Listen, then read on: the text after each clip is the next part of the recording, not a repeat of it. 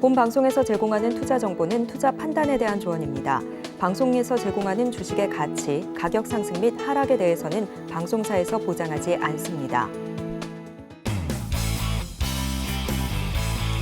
시청자 여러분 안녕하십니까. 깊이 있는 인사이트로 여러분들의 투자를 잘 이끌겠습니다. 저는 강관우입니다. 청룡의 해가 이제 시작이 됐습니다. 올 한 해도 저희 증시8, 증시9와 너무 많은 사랑을 부탁을 드리겠습니다. 자, 작년 한 해는 말이죠. 코스피보다는 코스닥이 시장을 주도를 했습니다. 이 차트에서 보시듯이 23년은 코스닥이 27%, 코스피가 16.7%였습니다. 미국과 대비해서는 조금 여리했습니다만은 아시아에서는 중국을 제외하고는 평균 정도를 했다 이렇게 생각을 합니다. 그러면 금년은 어떨까요? 청룡의 해입니다.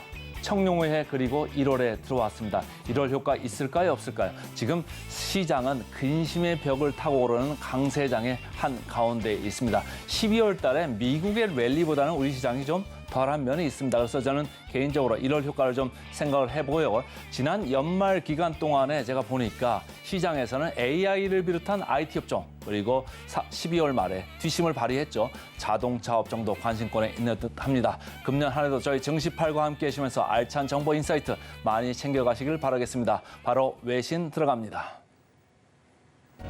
외신 브리핑 시작합니다. 2024년의 새해가 밝았습니다. 2023년 마지막 거래일 종가 형성부터 함께 보실 텐데요. 3대 지수 모두 다 하락하면서 마무리했습니다. 다우지수 0.05%, 나스닥은 0.56%, S&P 500 지수는 0.28% 하락하면서 마무리 지었습니다.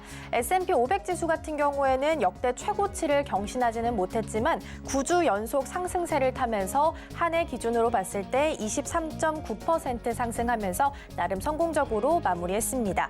다우지수는 2023년 한 해 동안 13.4%, 나스닥은 43.2% 정도 상승을 하면서 2022년에 힘들었던 시기를 조금은 지워내는 모습을 보였습니다.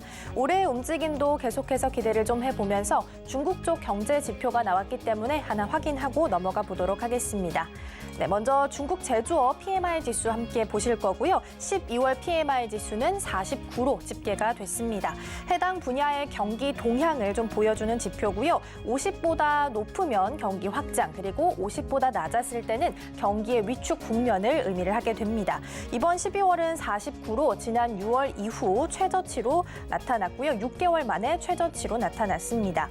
지난 2023년 연초에는 리오프닝에 대한 기대로 인해서 1분기 내내 50 수준을 유지를 해왔습니다.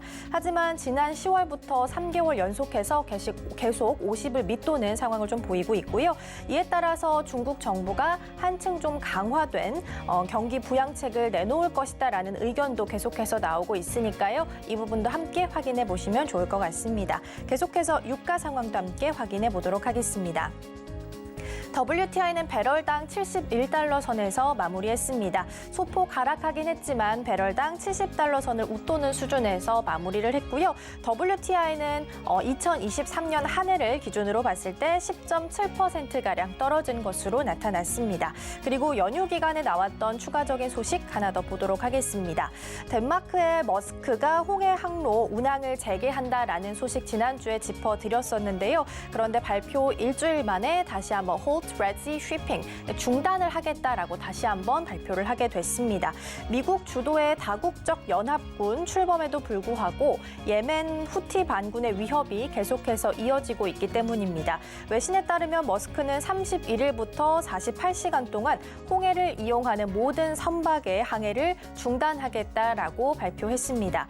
이날 홍해를 통과하던 머스크의 컨테이너선 머스크 항저우호가 후티 반군에게 공격을 당한 데 따른 결과입니다. 미 해군에 따르면 후티 반군의 고속정이 머스크 항저우호에 20m까지 접근하면서 소형 화기를 쏘며 위협했고 승선을 시도했다라고 발표했습니다. 문제는 이 전날에도 머스크 항저우호는 홍해 남쪽을 지나는 도중에 미사일 공격을 받았다라면서 긴급 구조 요청을 하기도 했습니다.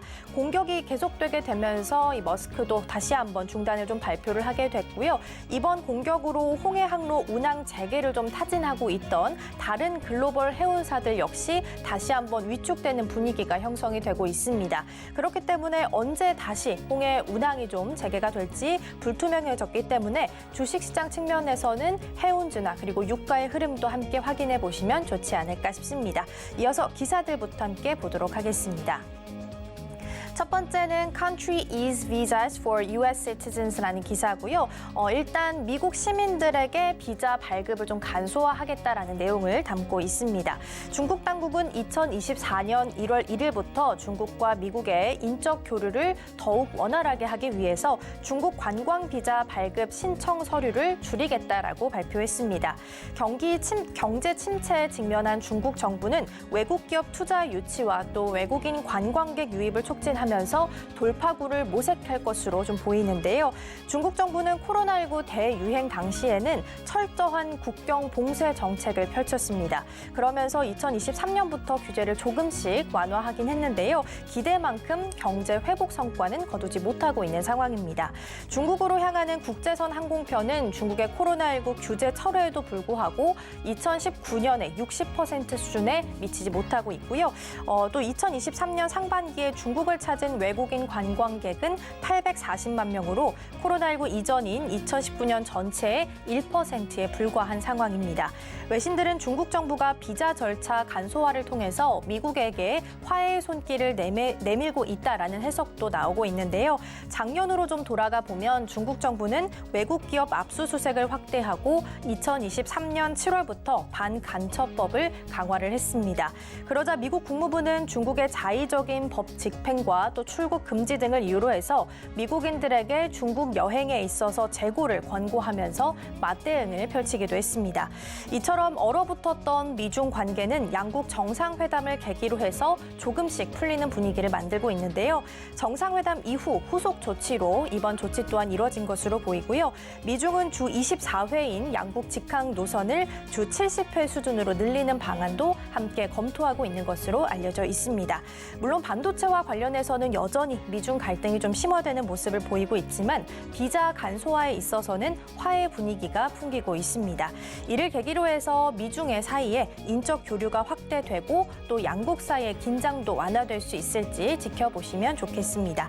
이어서 두 번째 기사 함께 확인해 보도록 하겠습니다.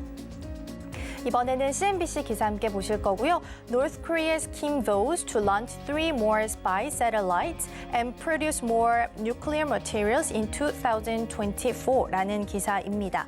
일단은 3개의 정찰 위성을 추가로 발사시키겠다라는 내용 포함되어 있고요. 또 2024년에는 핵 물질과 관련된 것 또한 더 많이 생산을 해내겠다라는 내용을 담고 있습니다.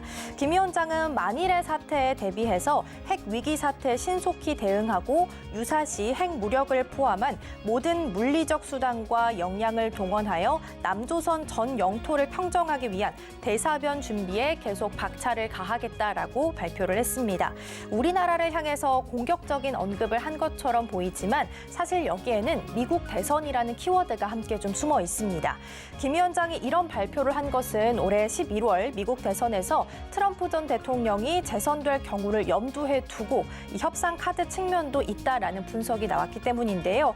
일부 전문가들은 조 바이든 현 대통령이 재선될 경우 북한이 얻는 것은 좀 제한적일 수 있겠지만 트럼프 전 대통령이 승리를 하게 된다면 다시 한번 북미 정상 외교가 재개될 수 있다라고 설명하기도 했습니다. 그래서 트럼프 전 대통령이 이번 대선 기간 동안 자신이라면 북한을 설득해서 위협적 무기 시험을 멈출 수 있다라고 주장할 가능성도 있다라고 시장을 내다보고 있습니다. 또 유의 깊게 볼 부분은 대한민국과의 통일은 성사될 수 없다라고 한 발언인데요.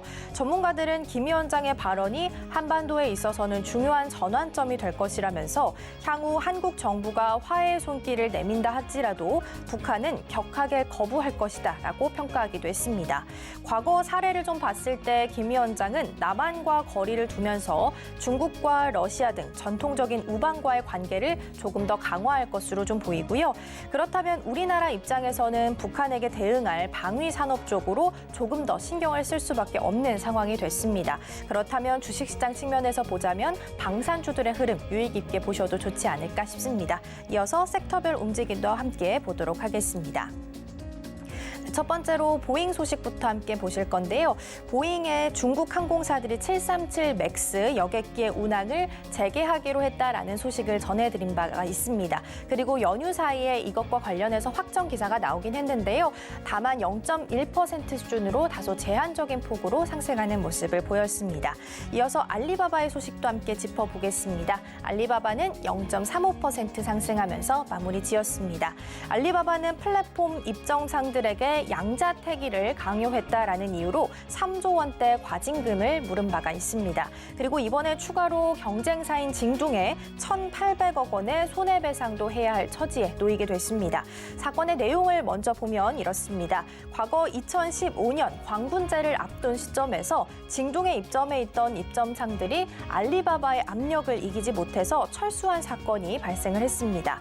알리바바가 입점상들에게 알리바바와 다른 전자상거래 플랫폼 중 한 곳만 택하라라고 이야기를 했기 때문인데요. 이어서 2017년에는 알리바바와 또 자회사인 티몰까지 징두 플랫폼에서 상품을 판매하지 못하게 했다면서 알리바바를 상대로 손해배상 청구 소송을 제기하기도 했습니다. 이후 2021년에 중국 시장감독관리총국은 알리바바에 약 3조 원대 과징금을 부과시키기도 했는데요. 이때 일각에서는 마윈 CEO의 금융당국 비판 발언을 계기로 해서 알리바바 군기 잡기에 나선 것이 아니냐라는 의견이 좀 나오기도 했었습니다. 다시 돌아와서 이번 재판 결과를 좀 보자면요. 베이징 고등인민법원은 알리바바가 입점상들에게 강요했던 이 양자택일이 시장 지배적 지위를 남용한 독점 행위에 해당한다라고 보았습니다. 그래서 손해를 끼친 징둥에게 배상하라라고 판결을 한 거고요. 또 법원은 알리바바가 징둥에 공개 사과할 것도 함께 요청을 했습니다. 이 같은 당국 규제 속에서 전자상거래 업계의 절대 강자였던 알리바바의 지위가 계속해서 좀 흔들리고 있고요.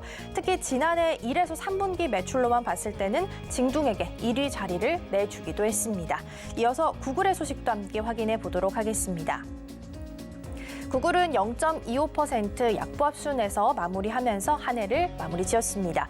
구글이 크롬의 비공개 브라우징 기능인 시크릿 모드에서 개인정보 보호를 받지 못했다면서 집단 소송을 제기한 원고들과 조정에 합의했습니다. 지난 2020년 미국 내 일부 구글 사용자들은 시크릿 모드에서 검색 내역과 방문 사이트 등 자사들의 웹 활동이 추적이 됐다면서 구글을 상대로 해서 소송을 제기를 했습니다. 여기서 시크릿 모드라고 하면 기기상에서 검색 내역과 방문 사이트 등이 남지 않는 것을 의미를 합니다. 하지만 구글이 웹 트래픽 평가 그리고 광고 판매를 위해서 사용자 기록을 추적한 것으로 의심이 되는 상황인데요. 일단 양측은 합의 조건에 대해서 아직 공개된 바가 없습니다. 앞서 구글은 기존 구글 서버에 저장하던 위치 기록을 사용자의 기기에만 남도록 하고 기본 저장 기간 또한 기존 18개월에서 3개월로 줄이겠다라고 발표하기도 했습니다. 이 역시 구글이 개인정보 관련 법 위반 의혹으로 여러 소송에 직면한 가운데 나온 자구책의 일환으로 풀이가 되고 있고요. 일단 이번 사건은 조정으로 해서 합의를 하면서 일단 원만하게 해결할 수 있게 될 것으로 보입니다. 계속해서 엔비디아도 함께 보도록 하겠습니다. 엔비디아는 보합 수준에서 한 해를 마무리 지었습니다. 엔비디아가 미국 정부에 중국 현지 생산과 판매를 좀 금지를 시켰던 게이밍 GPU 대신해서 중국 판매가 가능하도록 성능을 낮춘 새로운 모델을 판매할 예정이다라고 발표했습니다.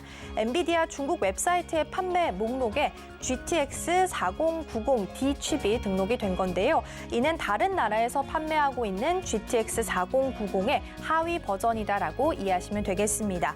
앞서 회사가 예고했던 대로 처리 코어의 10% 정도 낮춘 중국을 전용으로 한 제품이다라고 볼 수 있겠고요. 가격은 글로벌 모델과 동일하게 12,999 위안으로 결정이 됐습니다. 지금까지 미국 정부는 엔비디아의 H100 그리고 A100을 비롯한 AI 반도체에도 수출 규제를 좀 통제를 했었는데요. 회사는 저사양 버전인 A800을 제조해서 판매한 바도 있습니다. 다만 A800 또한 지난해 10월에 규제를 좀 피하지 못하게 되면서 지금은 서둘러서 한 단계 조금 더 사양을 낮추어서 버전을 좀 개발하고 있다라는 점 함께 짚어봤습니다. 지금까지 외신 브리핑이었습니다.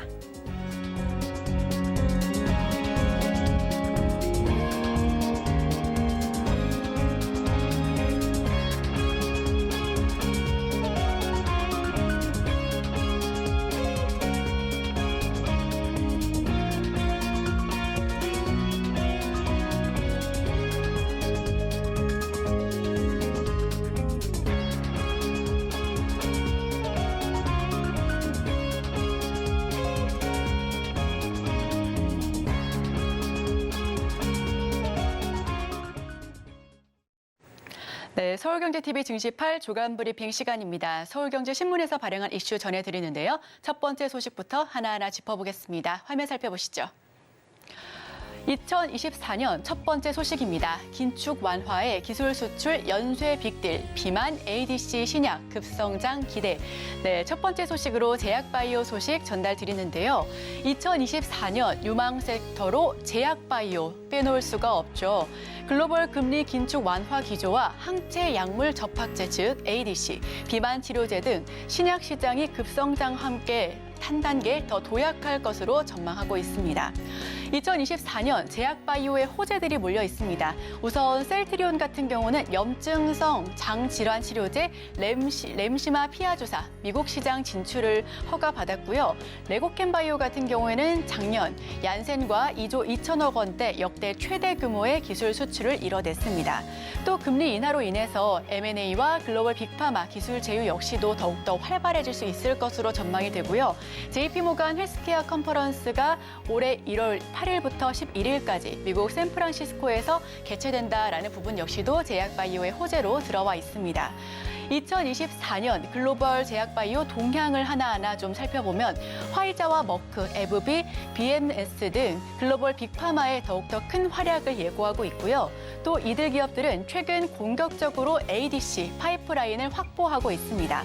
또 비만 치료제는 위고비 주도로 시장을 지속적으로 좀 확장해 나갈 것으로 성장이 예고되고 있는데 자 그렇다면 여기서 ADC와 비만 치료제가 핵심 키워드가 될 수 있을 것으로 파악이 됩니다. 자 그렇다면 국내 동향도 살펴봐야죠. 우선 지금 임상이 진행 중인 제약바이오 종목들 한번 살펴볼 텐데요. 한미약품은 지난해 7월 당뇨병 치료제 비만으로 좀 적응증을 변경했다라는 소식을 전했습니다. 대원제약은 지난해 12월 위고비 주사제를 마이크로니들 패치제로 개발을 완료했고요. 일동제약은 지난해 상반기 경구용 당뇨 비만 치료제의 국내 일상을 완료시켰습니다. 또 HLB는 5월 미국 FDA에서 간암 신약 허가를 받을 수 있을 것으로 예상이 되는 등 국내 역시도 제약바이오의 호재가 크게 오고 있고요. 자, 갈수록 불어나는 만성 질환자, 당뇨, 고혈압, 신약 개발에 좀 전념하고 있는 기업들의 의지도 큽니다. 특히나 이 연말 랠리를 펼치고 있는 바이오주들이 새해 조정 문턱을 넘어설 수 있을지에 대한 여부도 함께 주목해 보시면 좋을 것 같고요. 작년 두 달간 지수 상승률 28%로 1위를 기록했습니다. 금리 하락 신호에 강한 반등세를 보였고 실적 개선이 없으면 재하락을 할 수 있다는 우려감 때문에 이 부분 역시도 참고해 보시면 좋겠습니다. 자 그렇다면 우선 기사를 한번 요약해 볼 텐데요. 작년 말 기준 빅파마와 기술 제휴가 잇따라 쏟아져 나왔습니다. 특히나 JP모건 컨퍼런스에서 잭팟 한번 주목해 볼 만한 포인트로 주목을 받고 있고요. 셀트리온과 HLB는 올해 북미 시장을 더욱더 공격적으로 공략할 것이다라는 부분 역시도 함께 지켜봐 보시면 좋겠습니다. 자 그럼 다음 소식을 전해드립니다. 한류가 키운 K푸드, 이제는 한류가 주도한다. 네, 이번에는 푸드 관련된 식음료 좀 살펴보실 텐데요. 2024년 K푸드는 최근 몇 년간 폭발적인 한류 덕분에 해외에서 인지도를 차츰 올려놨습니다. 새해에는 글로벌 식품 시장에서 주연을 맡으면서 주도할 것으로 보여지고요. 유튜브나 틱톡 등 SNS에서 하나의 문화 콘텐츠로 자리를 잡아 이제는 빠른 확산 단계로 접어들었다라는 평가가 잇따르고 있습니다. 2024년 K푸드는 어떤 모습을 보여줄까요? 우선 코로나19 기간 동안에 영화나 드라마 등으로 해외에 알려지기 시작했습니다. 영화 기생충의 짜파구리 그리고 넷플릭스 오징어 게임 달고나 과자가 대표적으로 알려져 있고요. 정성스럽게 요리하는 한국 예능 프로그램 역시도 해외에서 큰 인기를 얻고 있습니다. 김과 김치, 라면 역시도 수출 2023년 대박을 터뜨렸고요. 올해에는 떡볶이와 핫도그가 그 대박 대열에 합류할 수 있을 것으로 보여집니다. 여기에서 전문가들은 CJ 제일제당을 조금 더 살펴보면 좋겠다 하면서 최선호주로 공략하면 좋을 종목 한번 살펴보실 필요가 있다라고 봤는데 우선 CJ제일제당 일봉을 살펴보시면 2023년 39만 5천 선에서 고점을 형성했습니다. 다만 지난해 8월 기준에서 계속해서 저점을 낮춰가다가 25만 8천 선까지 내려앉았고요. 지난해 말 기준으로는 다시금 차츰 올라가면서 우상향과 급등을 반복하는 모습을 확인하실 수가 있습니다.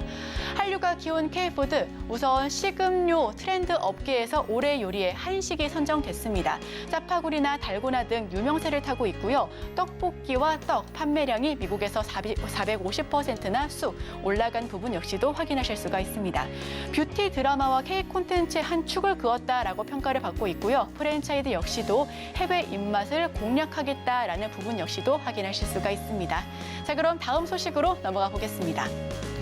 현대차의 정면 돌파, 올해 전기차 판매량 30% 늘린다.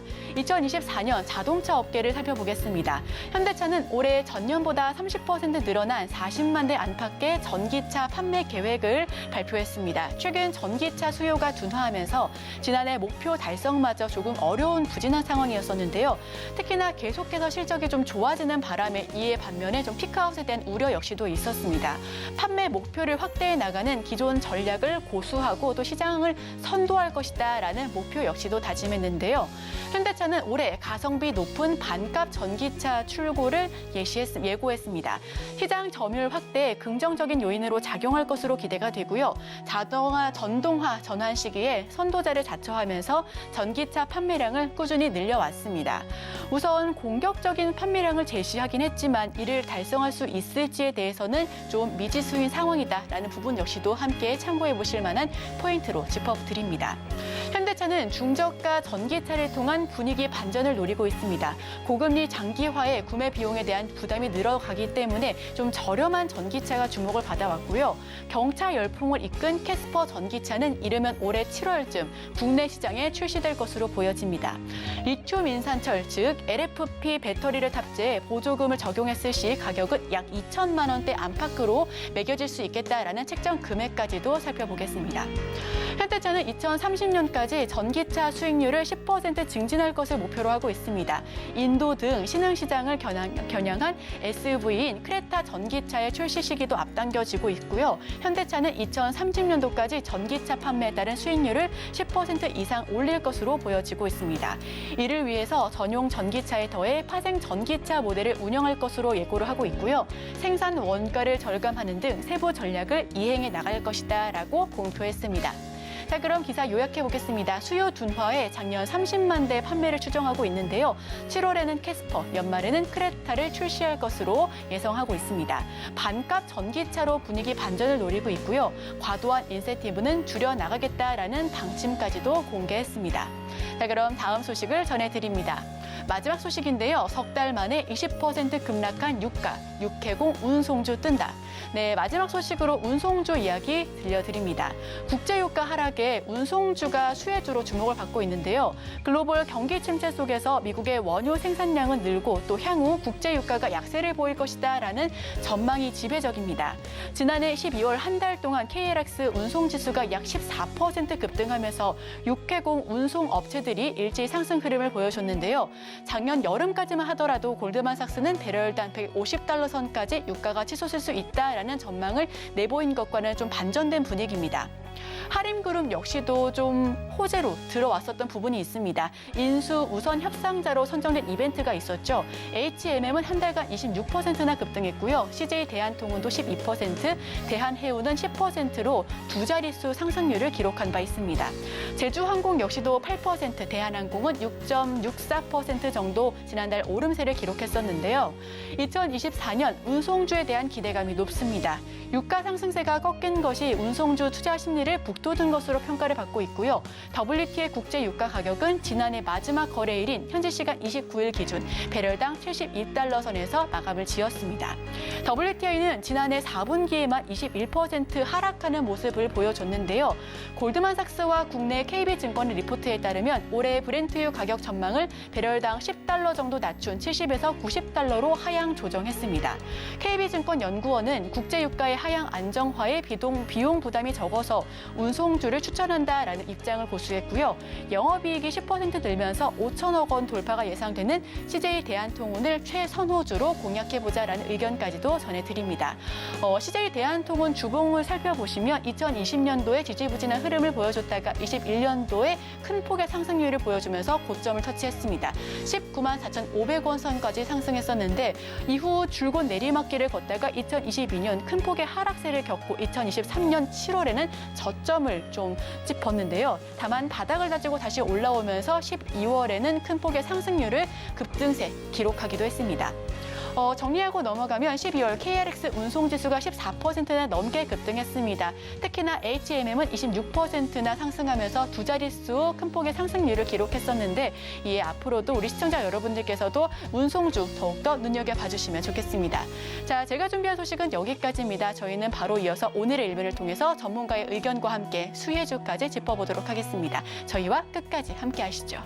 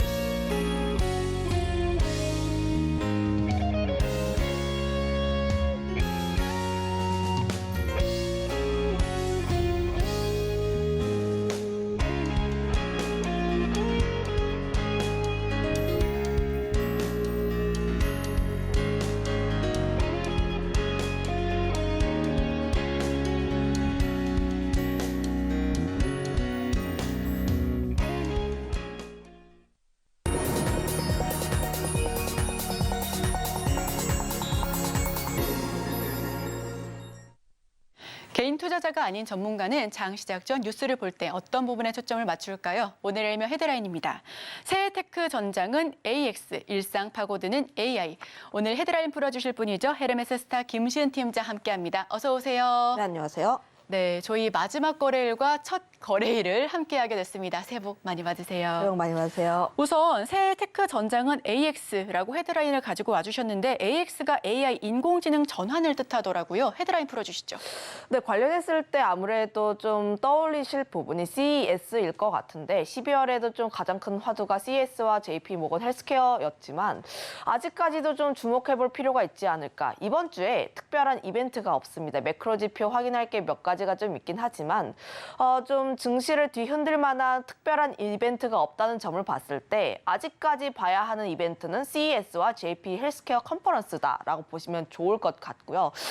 다만 1월에 이벤트에 주목을 할 때 조심해야 하는 부분이 JP 헬스케어 같은 경우에는 지난 12월 말에 너무 달렸어요. 바이오 섹터의 강세 흐름들이 굉장히 많이 나왔기 때문에 지금 현재 구간에서 JP 같은 바이오 섹터, 그러니까 최근에 급등을 한 종목군들 같은 경우는 단기 차익이 나올 수가 있기 때문에 조금 주의를 할 필요가 있다. 하지만 CES 같은 경우는 오히려 12월 초반에 좀 달렸다가 쉬어가는 흐름들이 나와줬고 이제 또 움직일 가능성이 크기 때문에 CES에 대해서 조금 더 주목을 해볼 필요가 있지 않을까. 거기다가 더해서 CES라는 게 뭐 굉장히 다양한 기업들이 몰려와서 우리는 이제 이런 제품을 내놓을 거예요. 앞으로 세계를 이끌어 나갈 기술은 무엇입니다?를 내놓는 자리입니다.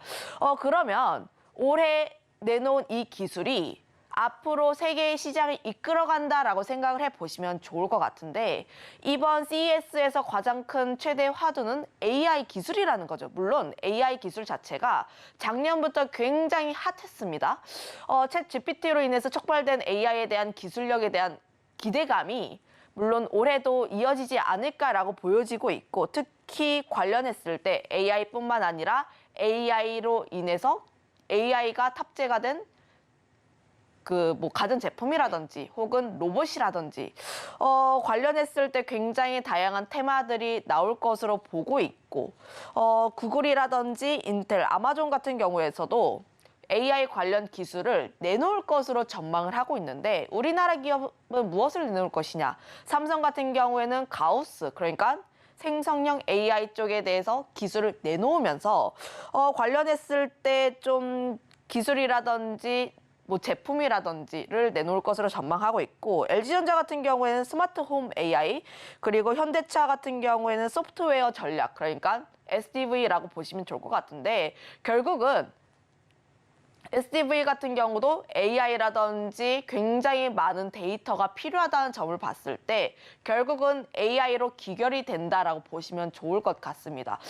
작년에도 AI 관련 종목군들이 굉장히 큰 강세 흐름들을 보여줬는데 올해 역시도 AI에 대한 기술력, 그러니까 AI에 대한 기대감이 계속해서 반영되지 않을까 싶어서 CS 같은 경우는 계속해서 주목을 해볼 필요가 있다.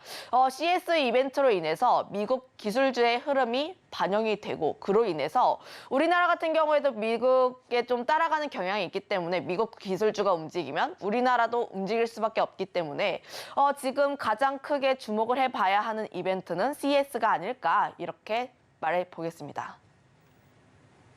네, 1월에 예정된 CES 2024, 특히 이곳에서는 AI 기술의 초격전지가 될 것으로 보여지고 있는데요. 그렇다면 투자 키워드는 AI로 잡아보면 될까요?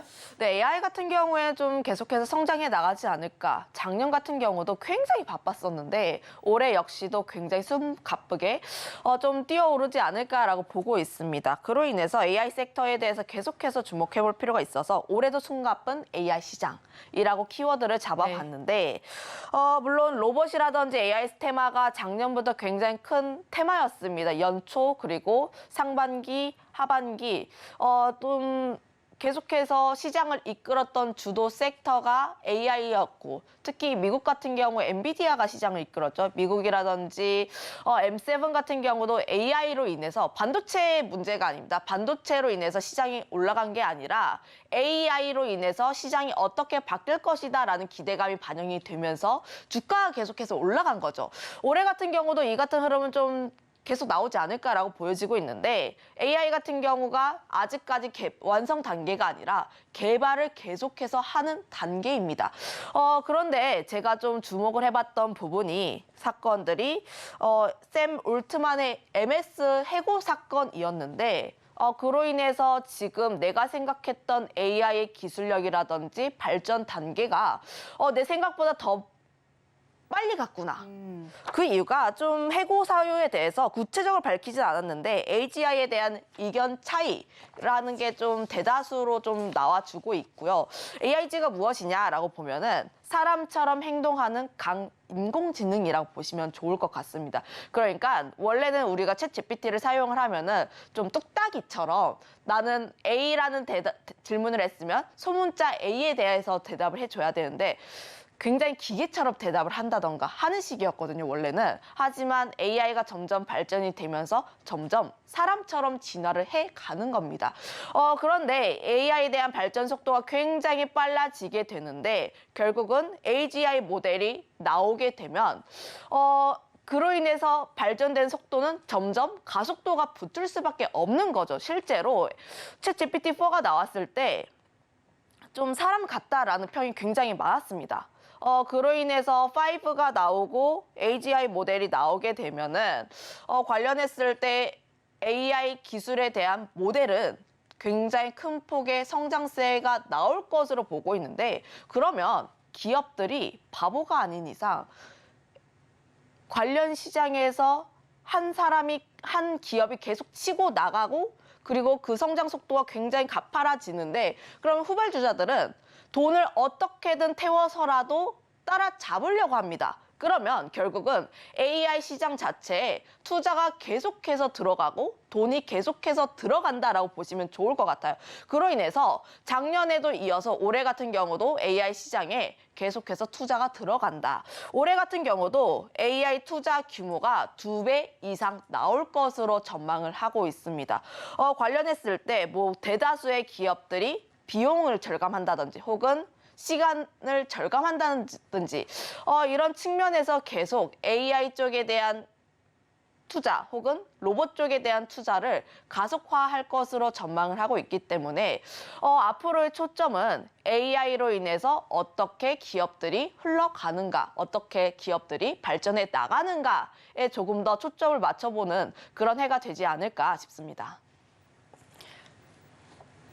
네, 올해 AI에 대한 글로벌 기업들 대다수가 2배 이상으로 투자할 것 그리고 성장할 것을 전망하고 있습니다. 자, 그렇다면 여기서 수혜를 볼 수 있는 업종은 좀 구체적으로 어떻게 좀 따져봐야 될까요? 사실 AI라는 게 굉장히 다양한 산업과 연결이 될 수가 있기 때문에 좀 엮일 수 있는 섹터는 굉장히 너무 많죠. 많아요.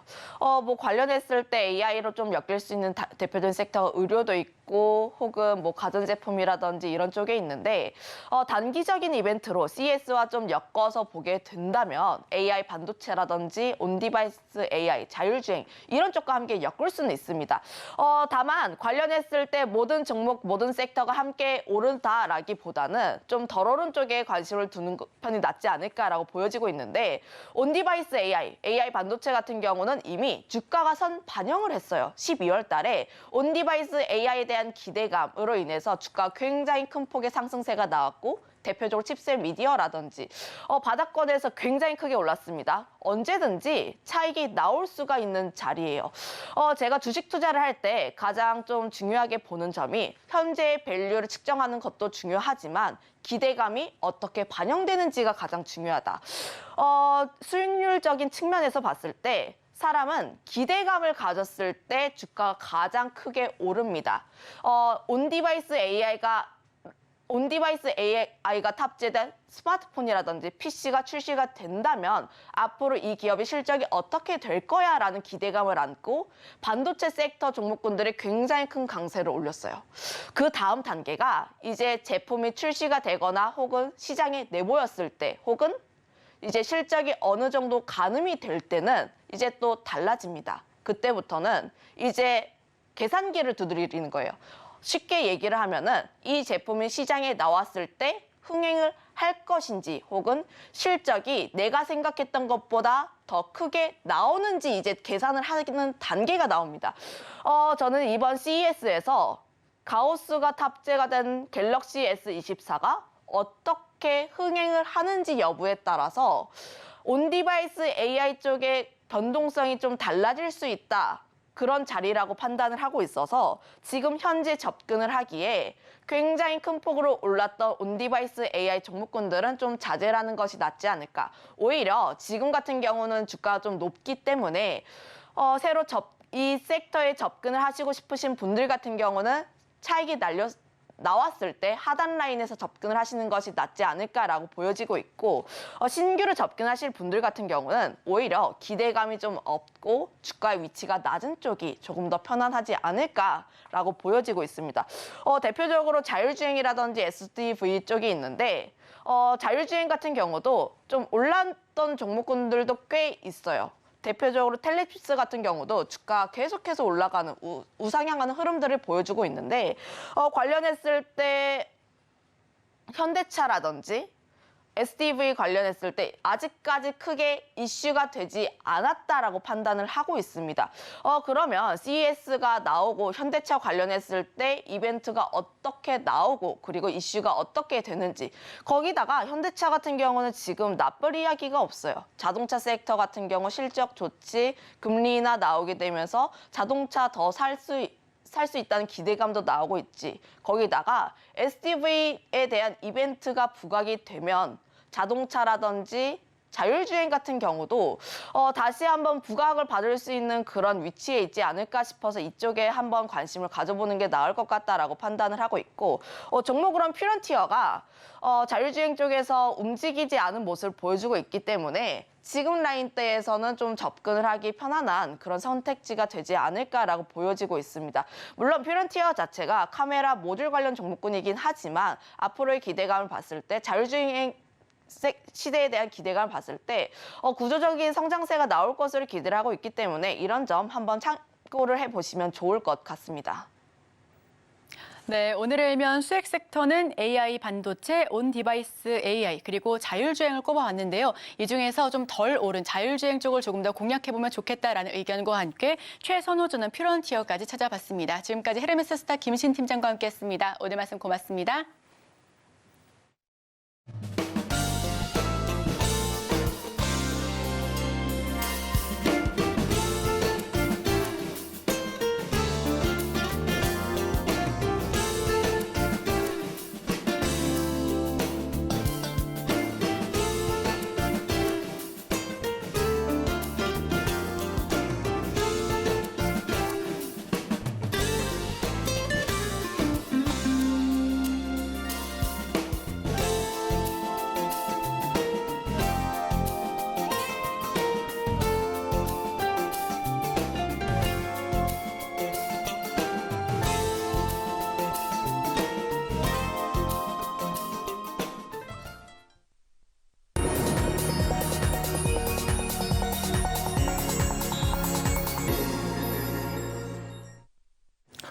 청룡호의 첫 거래일에 시작하는 센티멘탈 펀더멘탈 시간입니다. 오늘은 두 종목 금년에 좀 1월에 괜찮을 것 같아서요. 센티멘탈로는 삼성 바이오로직스, 펀더멘탈로는 현대차 이렇게 두 종목을 골라봤습니다. 자, 삼성 바이오로직스부터 볼까요?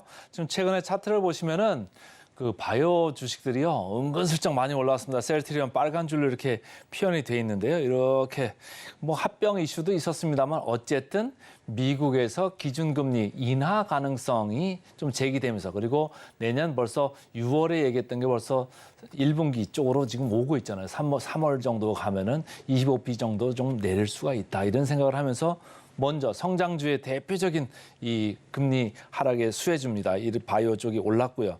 밑에서 삼성 바이오로직스 슬금슬금 오르는데 연말에 좀 올랐어요. 연초로 대비해서는 23년으로 온전히 봤을 때는 23년은 돈 번 게 없습니다. 삼성 바이오로직스를 가지고 계신 투자자들은 별 재미를 못 봤죠. 주식이 뭐 시장이 20% 넘게 코스닥이 올랐고 코스피도 10% 후반대로 이렇게 올랐습니다만은 삼성 바이오로직스, SK 바이오 다 마찬가지입니다. 왜 안 좋냐? 이런 CDMO 위탁 개발 생산 업체를 CDMO라고 하는데요.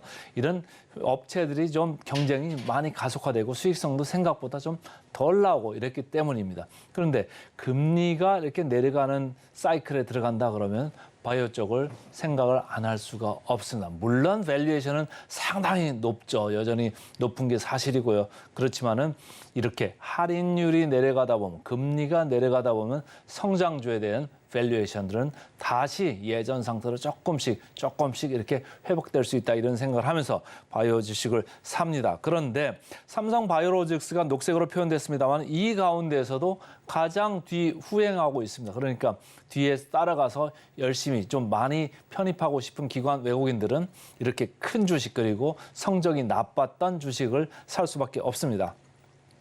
자, 대신증권입니다. 항체 치료제 시장의 성장 수혜를 볼 거다. 별도 기준으로 말이죠. 로직스하고 에피스하고 이렇게 두 개 회사잖아요. 근데 별도를 본다라고 하면 로직스만 얘기를 하는 거죠. 매출이 21%, 영업이익이 23%, 그리고 영업 마진이 42%입니다. 그러니까 바이오시밀러는 잘만 하면은 뭐 수주만 열심히 해가지고 우리나라가 잘하는 게 뭐죠? 원가 싸게 해가지고 많이 대량으로 만들어내는 거잖아요. 삼성전자 D램이 바로 그겁니다. 원가를 싸게 해서 아무도 쫓아올 수 없게 아주 경쟁력 있는 가격으로 원하는 사람한테 이렇게 공급할 수 있다. 이런 게 우리나라의 경쟁력이잖아요. 삼성 바이오로직스도 삼성전자의 이런 로직이 그대로 들어가서 만들어진 회사가 되겠습니다. 그러니까 시밀러 회사니까 기존에 있던 약을 가지고 똑같이 만드는 거예요. 지금 일단 1공장에서 3공장은 뭐 풀로 가동이 될 거다. 왜냐하면 말이죠. 이런 그 항체 치료제 이런 쪽의 그 제품들이 장기 계약이 많다고 합니다. 그러니까 무조건 한 번 맡기면 오랫동안 계속 개발하는 거예요. 약 먹던 사람이 없어지지 않는 이상 계속 장기로 갈 수밖에 없겠죠. 그리고 24년 하반기에는 4공장 이게 상반기에는 좀 부분 가동하고 하반기에 가면 이제 완전 가동까지 들어갑니다. 그래서 램프업까지 해가면서 이제 완전 가동에 들어가면은 뭐 생산 효율이 좋아지는 거니까 효율이 좋아지면 원가가 다운되고 마진은 올라가죠. 삼성전자 똑같습니다. 생산이 많이 되면 원가가 다운되니까 이익이 급속도로 이렇게 늘어나는 구조가 맞습니다. 그리고 25년 4월에 또 5공장이 완공 목표입니다. 그렇게 되면 계속적으로 누군가가 수주를 좀 많이 발주를 많이 하면 여기서 좋은 단가로 공급만 할 수 있다면 이 회사는 풀 가동이 되면 될수록 수익성은 좋아질 수 있다. 그러니까 CDMO 쪽 위탁 개발 생산 업체들이 지금 경쟁이 심합니다만은 결과적으로는 단가가 원가가 낮은 업체로 계속적으로 올 수밖에 없다. 그 중에 하나가 바로 삼성 바이오로직스다 이렇게 보시면 되겠습니다. KB증권입니다. 이 회사에서는 업종 최선호주로 얘기를 했네요. 그래서 5공장 착공을 조금 앞당길 정도로 지금 수주가 잘 일어나고 있다 이런 얘기고 최근에 ADC 기술 관련해 가지고 많이 얘기됐었죠. 레고캠바이오 그 회사 주가가 아주 날아갔잖아요. 그러니까 이 ADC 기술을 보유한 회사에 펀드를 통해 가지고 좀 투자를 했어요. 에임드 바이오라는데 투자를 했는데 미래 성장 동력이 되지 않을까 이런 쪽으로도 이제 생각을 하는 거죠. 그리고 최근에 이제 알츠하이머 치료제 수주 가능성도 올라가고 있고 히드리마라고 해가지고 만성 염증, 요 적응증이 있는 이쪽에 바이오시밀러입니다. 요 히드리마의 마켓 쉐어도 올라갈 가능성이 있다 이런 얘기예요. 이런 거는 바이오시밀러이기 때문에 이 회사만 만드는 게 아닙니다. 이런 바이오시밀러, 저런 바이오시밀러를 다 만들어서 경쟁을 하죠. 그런 같은 그 성분을 가지고 있는데 누가 그럼 채택을 되겠습니까? 가장 싸게 만들 수 있는 삼성 바이오로직스 같은 데가 그래서 유리한 겁니다. 자, 차트 보겠습니다. 재미 하나도 없었죠. 근데 연말에 한번 이렇게 올랐어요. 연말 마지막 날 이렇게 좀 강하게 올랐는데 다행인 거는 장기 이동 평균선을 완전히 이렇게 깨부수고 위로 이렇게 올랐다. 그래서 외국인 기관이 지금 번갈아서 매수를 하고 있습니다. 외국인 기관 입장에서는 아까 말씀드린 대로 금리가 내려가면 이런 거를 기본 수량을 채우지 않을 수가 없습니다. 이제까지는 좀 비우고 왔다 보면 조금씩 채우는 국면이 이제 돌아왔다 이렇게 읽으시면 되겠습니다. 공매도 잔고율입니다. 0.5%. 여기 노란 박스에서 보세요. 쭉 꾸준히 이렇게 내려가고 있죠. 공매 잔고가 내려가고 있습니다. 지금 35만 주 수준까지 내려왔는데요. 더 내려갈 수 있죠. 외국인 기관이 사는 게 공매 이쪽에서도 환매수가 나오면서 약간씩 이렇게 내려가는 그런 분위기입니다. 밸류에이션을 보면은 뭐 물론 절대적인 밸류에이션은 높습니다만은 역사적 밸류 밴드로만 봤을 때는 상당히 낮게 있습니다. 그래서 상당히 낮은 부분에 있기 때문에 크게 넣는 데는 부담이 안 된다 이런 얘기예요. 최근에 보면 뭐 두산 로보틱스도 그렇고 다른 LS 로보틱스도 그렇고 뭐 에코프로 머티도 그렇고 기관들이요. 그냥 기본 수량을 넣습니다. 패시브이기 때문에 그래요. 저희 같이 이제 밸류를 많이 보는 사람들은 너무 비싸니까 안 사죠. 편입을 안 합니다. 근데 기관들은 일정 금액, 시가총액이 큰 기업들은 넣습니다. 수동적으로 넣죠. 그렇기 때문에 패시브라고 합니다. 올라가면 따라잡을 수밖에 없습니다. PBR입니다. 삼성 바이오로직스 5.6배네요. 그래서 최근에 레고캠바이오, 한올바이오 12월에 상당히 좋았었는데 PBR이 11배, 12배 높았었죠. 그거보다는 반밖에 안 됩니다. 5.6배. 그렇지만 절대적으로 좀 여전히 높다 이렇게 보시면 되고요. 목표 주가 대비 33% 정도 나왔습니다. 그래서 오늘은 센티멘탈로 삼성 바이오로직스부터 말씀을 드렸습니다. 이제 펀더멘탈로 넘어가겠습니다. 펀더멘탈은 현대차입니다. 자, 제가 기아 계속 말씀드렸죠. 차트 보시면 기아가 계속 10월 달에 이렇게 주가를 뽑았죠. 현대차도 좀 따라오려고 하는데 이 갭이 상당히 지금 벌어져 있어요. 그러니까 연말에는 이제 기아를 현대차가 좀 따라가지 않을까 이런 생각을 하는 기관 투자가들이 좀 많아지는 것 같습니다. 자, 우려가 주가에 많이 들어와 있고 기대감은 많이 낮아져 있다. 그래서 앞으로 이익 체력을 확인하는 그런 24년이 될 거다 이렇게 보고 있고요. 유진투자증권은 전기차가 생각보다는 좀 덜 팔리고 있다. 그래도 24년에는 40만 대 전후로 팔릴 거고 이쪽이 좀 현찮은 거를 내연이나 하이브리드 쪽에서 좀 상세를 하고도 남을 거다 이렇게 보고 있는 겁니다. 자, 전체적으로 보면은 기관이 사고 있는데 외국인이 매수를 가담을 하고 있고요. 공매도 여기도 많이 내려갔습니다. 0.2%는 거의 공매도가 없는 겁니다. 이것도 중하단이니까 크게 부담은 없죠. 포워드 PR 여전히 낮습니다. 4.7배, 기아보다는 조금은 높습니다. 4.7배도 아주 매력적인 수준이다. 그래서 목표 주가 현대차는 34% 정도 남았네요. 그래서 오늘은 센티멘탈로 삼성 바이오로직스, 펀더멘탈로 현대차 두 종목 말씀드렸습니다. 오늘의 핵심 요약 세 줄입니다. 뉴욕 증시 23년 마지막 거래일에 고점 부담 속에 하락 마감했습니다. 오늘의 일면 새해 테크 점장은 AX, 일상 파고드는 AI, 수혜주로 덜 오른 프론티어 좀 살펴봤고요. 마지막으로 센티멘탈 대 펀더멘탈, 금리 하락 수혜를 받는 바이오, 삼성 바이오로직스와 펀더멘탈은 현대차 그룹 상승세에 좀 주목해보자 현대차를 살펴봤습니다. 저희는 바로 이어서 증시 구로 돌아오겠습니다. 개장 방송도 서울경제TV와 함께 하시죠.